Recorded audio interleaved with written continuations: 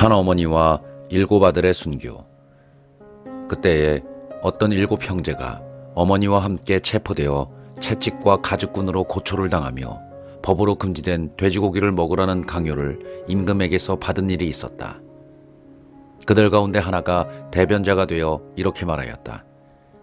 우리를 신문하여 무엇을 알아내려 하시오. 우리는 조상들의 법을 어기느니 차라리 죽을 각오가 되어 있소. 그러자 임금은 화가 나서 냄비와 솥을 불에 달구라고 명령하였다. 그것들이 바로 달구어졌을 때 남은 형제들과 어머니가 함께 지켜보는 가운데 그 대변자의 혀를 잘라내고 머리 가죽을 벗기고 손발을 자르라고 지시하였다. 그리고 완전히 불구가 되었지만 아직 숨이 붙어있는 그를 불 곁으로 옮겨 냄비에 집어넣으라고 명령하였다. 냄비에서 연기가 멀리 퍼져나갈 때 나머지 형제들은 고결하게 죽자고 어머니와 함께 서로 격려하며 이렇게 말하였다. 모세께서 백성에게 경고하시는 노래에서 주님께서는 당신의 종들을 가엾이 여기시리라 하고 분명히 밝히신 것처럼 주 하느님께서 우리를 지켜보시고 우리에게 참으로 자비를 베푸실 것입니다. 첫째가 이런 식으로 죽자 그들은 둘째를 조롱하려고 끌어내었다.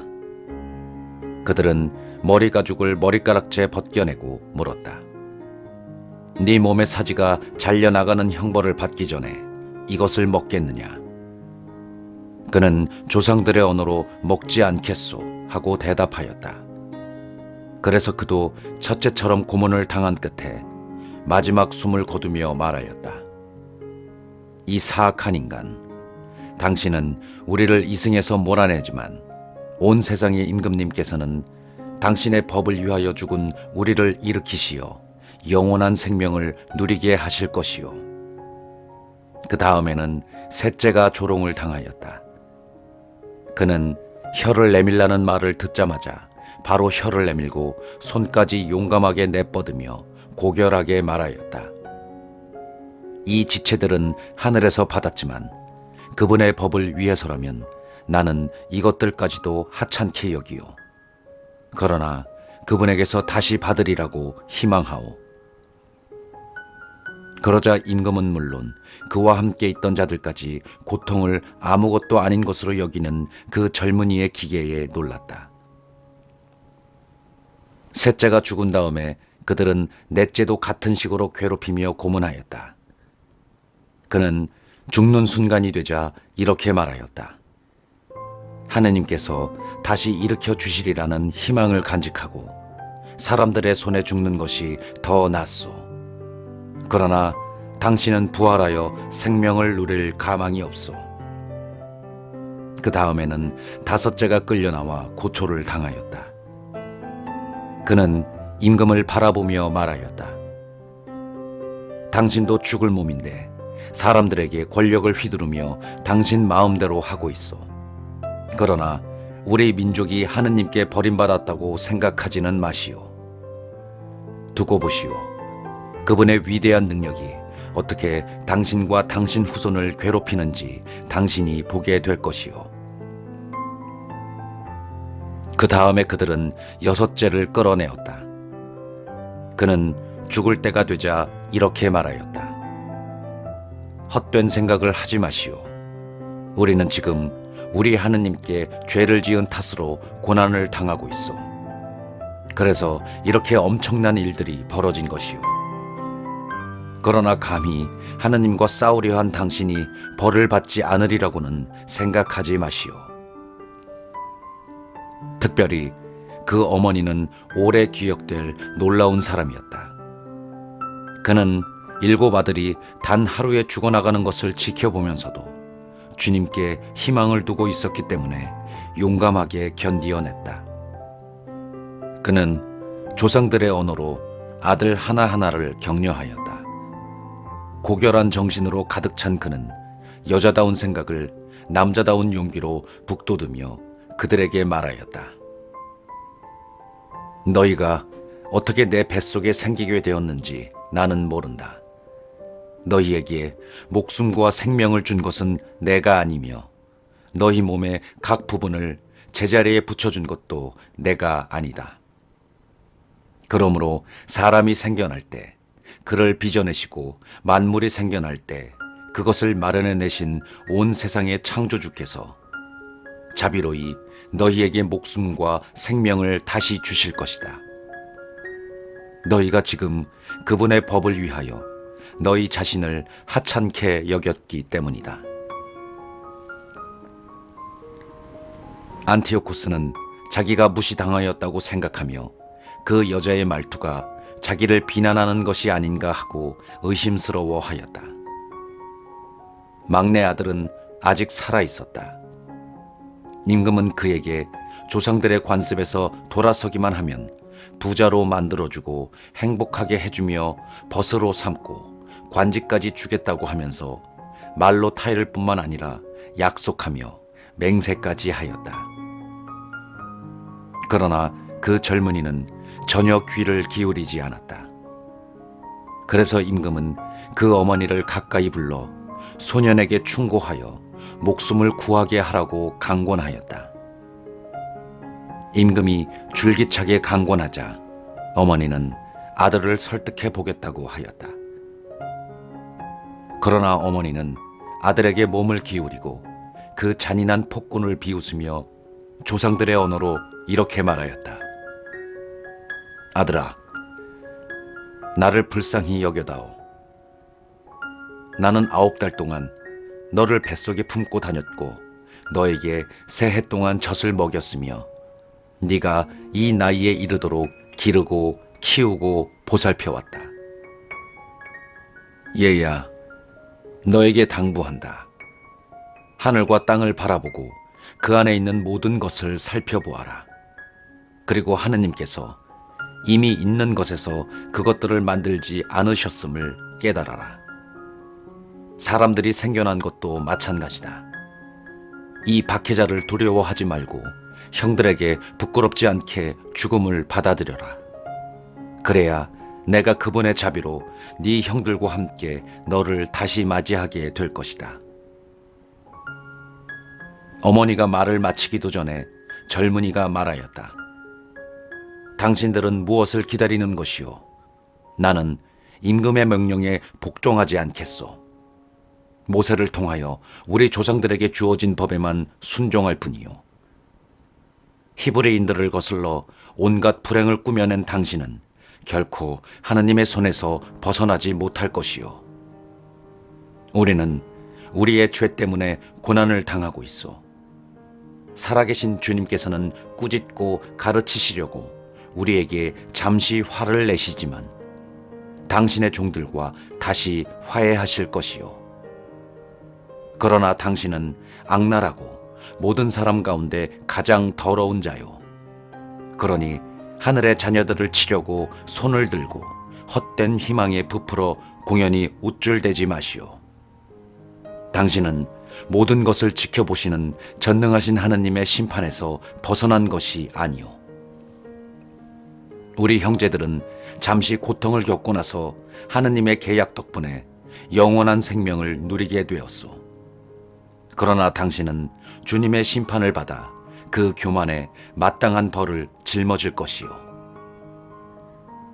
나는 형들과 마찬가지로 조상들의 법을 위하여 몸도 목숨도 내놓았소. 그러면서 하느님께서 우리 민족에게는 어서 자비를 베푸시고 당신에게는 시련과 재앙을 내리시어 그분만이 하느님이심을 고백하게 해 주시기를 간청하오. 또한 우리 온 민족에게 정당하게 내렸던 전능하신 분의 분노가 나와 내 형제들을 통하여 끝나기를 간청하고 있어. 화가 치밀어 오른 임금은 다른 어느 형제보다 그를 더 지독하게 다루었다. 모욕에 찬 그의 말에 격분하였던 것이다. 그리하여 그는 주님을 온전히 신뢰하며 더럽혀지지 않은 채 죽어갔다. 마지막으로 그 어머니도 아들들의 뒤를 이어 죽었다. 이교 제사를 거부한 이야기와 극심한 고문에 관한 이야기는 여기에서 마치기로 하자. 유다 마카베오가 항전하다. 마카베오라고 하는 유다와 그의 동지들은 여러 마을에 몰래 들어가 친족들을 불러내고 유다교에 충실하게 살아온 이들을 소집하여 6,000명가량 모았다. 그들은 모든 사람에게 억압당하는 이 백성을 굽어보시고 사악한 사람들에게 더럽혀진 성전을 가엾이 여겨주십사고 주님께 간청하였다. 또한 파괴되어 거의 무너져가는 이 도성에 자비를 베푸시고 죽은 이들의 피가 당신께 하소연하는 소리를 들어주시며 무죄한 아기들이 당한 무도한 학살과 당신의 이름이 받은 모독을 기억하시고 악에 대한 당신의 혐오감을 드러내시기를 간청하였다. 마카베오가 군대를 조직하자마자 이 민족들이 그를 당해내지 못하게 되었으니 백성에 대한 주님의 분노가 자비로 바뀐 것이다. 그는 성읍과 마을들을 급습하여 불을 지르고 요충지들을 차지하였으며 적지 않은 적군을 패주시켰다. 그러한 공격에는 가장 유리한 밤을 이용하였다. 그리하여 그의 용명에 관한 소문이 사방으로 퍼져나갔다. 니카노르와 고르기아스를 물리치다. 마카베오가 조금씩 기반을 확보하고 더욱 자주 성공을 거두며 세력을 넓혀가는 것을 보고 필리포스는 코일레 시리아와 페니키아의 총독인 프톨레마이오스에게 편지를 써서 임금의 일을 도우러 와달라고 하였다. 프톨레마이오스는 유다인들을 몰살시키려고 그 즉시 파트로클로스의 아들이며 임금의 첫째가는 벗들 가운데 하나인 니카노를 뽑아 모든 민족들에게서 소집된 병사 2만여 명의 지휘관으로 세워 파견하였다. 프톨레마이오스는 또 그에게 장수로서 군대 경험이 많은 고르기아스를 붙여주었다. 니카노르는 유다인 포로들을 팔아서 임금이 로마인들에게 바쳐야 할 조공 2,000탈렌트를 장만하려고 작정하였다. 그래서 그는 곧바로 해안 성읍들의 사람을 파견하여 유다인 노예들을 사라고 하면서 노예 90명을 한 탈렌트에 넘겨주겠다고 약속하였다. 그러나 그는 전능하신 분께서 자기에게 내리시려는 징벌을 예상하지 못하고 있었다. 니카노르가 쳐들어온다는 보고가 유다에게 들어오자 유다는 병사들에게 적군의 침입을 알려주었다. 비겁한 자들과 하느님의 정의를 믿지 않는 자들은 도망쳐 다른 곳으로 가버렸다. 그러나 다른 이들은 자기들에게 남아있는 것들을 모두 팔았다.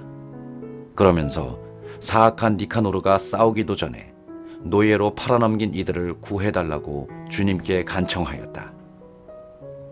그들은 자기들을 보아서가 아니더라도 당신께서 자기 조상들과 맺으신 계약들을 보아서 그리고 자기들이 당신의 거룩하고 영광스러운 이름으로 불린다는 사실을 생각하시어 그렇게 해 주십사고 간청하였다.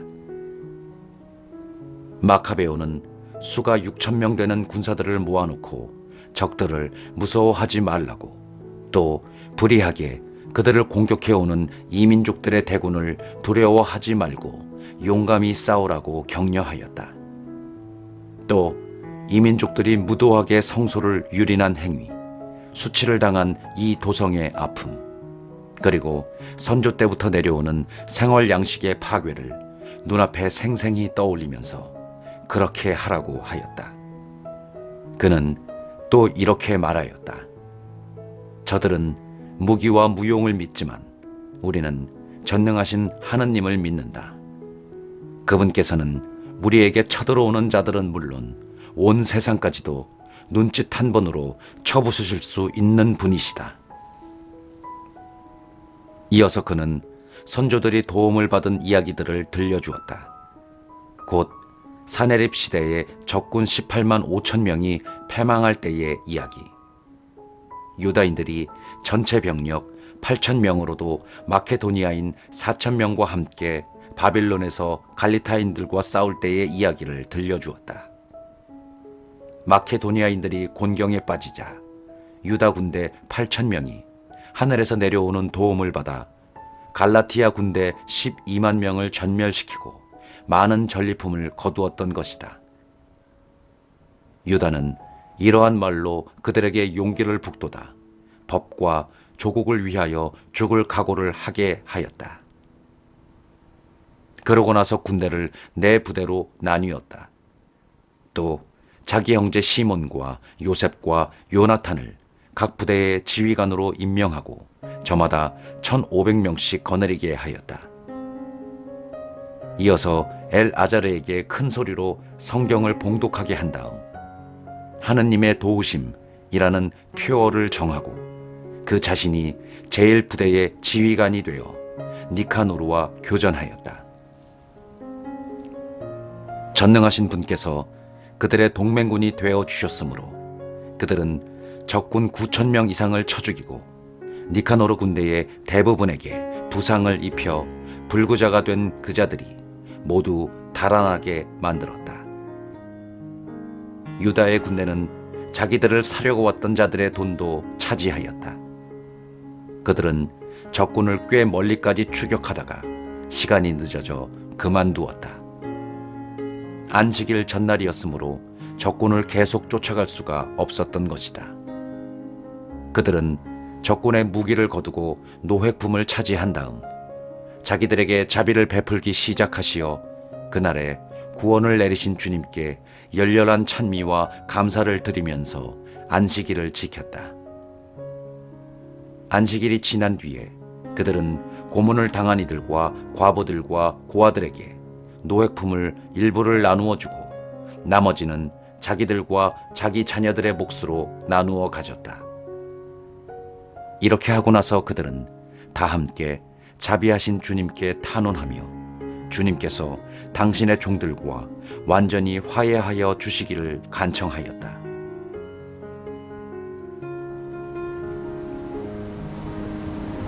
티모테오스와 바키데스를 쳐 이기다. 유다인들은 티모테오스와 바키데스의 군대와 전투를 벌여 2만 명 이상을 죽이고 매우 높은 곳에 자리 잡은 요새들을 점령하였다. 그리고 많은 노획물을 똑같이 갈라 반은 자기들이 가지고 나머지는 고문을 당한 이들과 고아들과 과부들뿐 아니라 노인들에게도 나누어 주었다. 그들은 적군의 무기를 거두어 적당한 곳에 모두 조심스럽게 쌓아두고 나머지 전리품은 예루살렘으로 가져갔다. 그들은 또 티모테우스 군대의 수장을 죽였는데 그는 극악무도한 사람으로서 유다인들을 많이 괴롭혔다. 그리고 고향 땅에서 성전 축제를 지낼 때 거룩한 대문들을 불태운 칼리스테네스 일당을 화형에 처하였다. 칼리스테네스는 오두막으로 달아났다가 그 불경죄에 대한 응분의 대가를 치른 것이다.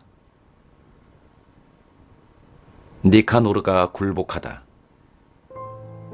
유다인들을 사려고 1,000명이나 되는 상인까지 데려온 악독한 니카노르는 그가 가장 미천하다고 여겼지만 주님의 도움을 받은 이들에게 굴욕을 당하였다.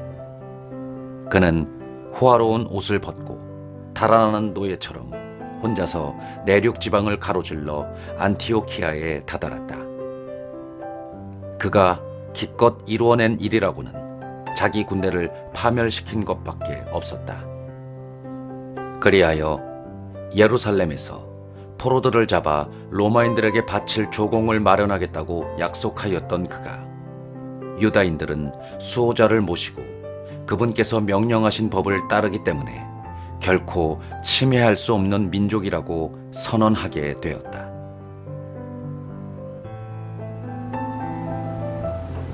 안티오코스 에피파네스가 비참한 최후를 맞다. 그 무렵 안티오코스는 불명예스럽게 페르시아 지방에서 철수하게 되었다. 그는 페르세폴리스라는 곳으로 들어가 신전을 약탈하고 그 성읍을 장악하려고 하였다. 그러나 사람들이 일어나 무기를 들고 대항하자 안티오코스는 주민들에게 쫓겨 수치스러운 퇴각을 할 수밖에 없었다. 그가 엑바타나에 있을 때 니카노르와 티모테오스의 군대에 일어난 일이 보고되었다. 화가 치밀어 오른 그는 자기를 폐주시킨 자들에게 받은 피해에 대한 화풀이를 유다인들에게 하리라고 생각하였다. 그래서 목적지에 이를 때까지 쉬지 말고 병거를 몰라고 병거병에게 지시하였다. 그러나 하늘의 심판이 그와 함께 가고 있었다. 그는 거만을 떨며 내가 예루살렘에 다다르기만 하면 그곳을 유다인들의 공동묘지로 만들겠다 하고 말하였다. 그러나 모든 것을 보시는 주 이스라엘의 하느님께서 보이지 않는 치명타를 그에게 가하셨다. 그 말을 끝내자마자 그는 내장의 극심한 통증을 느끼고 속으로 지독한 고통을 겪게 되었다. 괴이한 형벌을 수없이 가하여 다른 이들의 내장에 고통을 준 그에게 그것은 너무나 당연한 일이었다. 그러나 그는 오만함을 조금도 버리지 않고 오히려 더욱 거만해져서 유다인들에게 불같이 화를 내며 더 빨리 가라고 지시하였다. 그러다가 내달리는 병거에서 떨어지고 말았다. 너무 세게 떨어져 몸의 뼈마디가 모두 어긋났다. 조금 전까지 초인적 교만으로 바다 물결에 명령할 수 있다고 여기고 산들의 높이를 잴 수 있다고 생각했던 그가 이제는 땅바닥에 떨어져 들것에 실려가게 되었다. 그리하여 하느님의 능력이 모든 이에게 밝히 드러나게 되었다. 이 사악한 자의 눈에서는 구더기들이 기어나오고 극심한 고통 속에서도 살아있기는 하지만 살은 썩어 문드러져 갔다. 그 썩는 냄새가 온 군대를 참을 수 없게 만들었다. 얼마 전까지만 해도 하늘의 별까지 딸 수 있다고 여기던 그였지만 이제는 냄새 때문에 아무도 그를 옮길 수조차 없게 된 것이다. 마침내 기가 꺾인 그는 거만함을 거의 다 버리고 하느님의 채찍질로 점점 심해지는 고통 속에서 깨달음을 얻기 시작하였다. 자기도 제 몸에서 나는 냄새를 더 이상 견딜 수 없게 되자 이렇게 말하였다. 하느님께 복종하는 것이 옳은 일이다. 죽을 수밖에 없는 존재가 자기를 하느님과 동격으로 여겨서는 안 된다. 그리고 그 더러운 자는 자기에게 자비를 베푸실 리 없는 주님께 맹세하며 자기가 빨리 가서 무너뜨려 공동묘지로 만들어 버리겠다고 한 거룩한 도성에 자유를 선포하고 묻어줄 가치조차 없다고 여겨 아이들과 함께 들짐승과 새들의 먹이로 던져버리겠다고 하던 유다인들을 모두 아테네인들과 똑같이 대우하고 전에 자기가 노략질하였던 거룩한 성전은 가장 좋은 예물로 꾸미고 모든 거룩한 기물을 몇 곱절로 되돌려주며 희생 제물을 마련하는 비용을 자기 수입에서 지불하고 그뿐만 아니라 자신도 유다인이 되어 사람이 사는 곳이면 어디나 가서 하느님의 권능을 선포하겠다고 하였다. 그러나 하느님의 의로운 심판이 그에게 내려 고통이 조금도 그치지 않자 그는 희망을 포기하고 유다인들에게 아래와 같은 탄원 형식의 편지를 썼다. 내용은 이러하다. 임금이며 장수인 안티오코스가 훌륭한 유다 시민들에게 따뜻한 인사를 보내며 건강과 번영을 빕니다. 여러분과 여러분의 자녀들이 잘 지내고 여러분의 일이 뜻대로 이루어지고 있으면 하늘에 희망을 두는 나로서는 하느님께 크게 감사할 따름입니다. 나는 지금 병상에 누워 여러분이 나에게 보여준 호의를 애정어린 마음으로 회상하고 있습니다. 나는 페르시아 지방에서 돌아오는 길에 몹쓸병에 걸렸습니다. 그래서 나는 모든 일을 위한 공공의 안전을 생각해야 할 필요를 느꼈습니다. 나는 이 병에서 회복되리라는 큰 희망을 가지고 있기 때문에 나의 처지에 절망하지 않습니다. 나는 부왕께서 저 위쪽 지방으로 원정을 가실 때에 후계자를 지명하시는 것을 보았습니다. 그것은 예기치 못한 사태가 일어나거나 불길한 소식이 전해졌을 때 나라의 백성들이 누구에게 국사가 맡겨졌는지를 알고서 동요하지 않게 하려는 것이었습니다. 그뿐만 아니라 나는 인접한 나라의 통치자들과 내 왕국의 이웃들이 기회를 엿보면서 무슨 일이 일어나기를 기다리고 있다는 것을 알고 있기에 저 위쪽 지역으로 서둘러 떠날 때에 내 아들 안티오코스를 왕위 계승자로 임명하였습니다.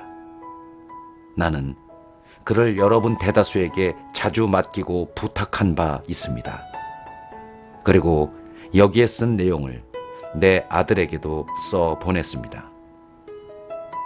이제 나는 여러분에게 부탁하고 간청합니다. 여러분이 공식적으로나 사적으로 받은 혜택을 기억하시고 여러분 모두 지금의 호의를 나와 내 아들에게 계속해서 보여주십시오. 그가 내 정책을 이어받아 여러분을 친절하고 관대하게 대하여 줄 것으로 나는 확신합니다. 이렇게 하여 살인자이며 신성 모독자인 그는 다른 이들에게 가한 것과 같은 극도의 고통을 겪으며 이국의 산속에서 매우 비참한 죽음으로 삶을 마쳤다. 그 죽음은 그의 친구 필리포스가 거두어 갔다. 그런데 필리포스는 그의 아들 안티오코스를 두려워하여 이집트로 프톨레마이오스 필로메토르에게 갔다.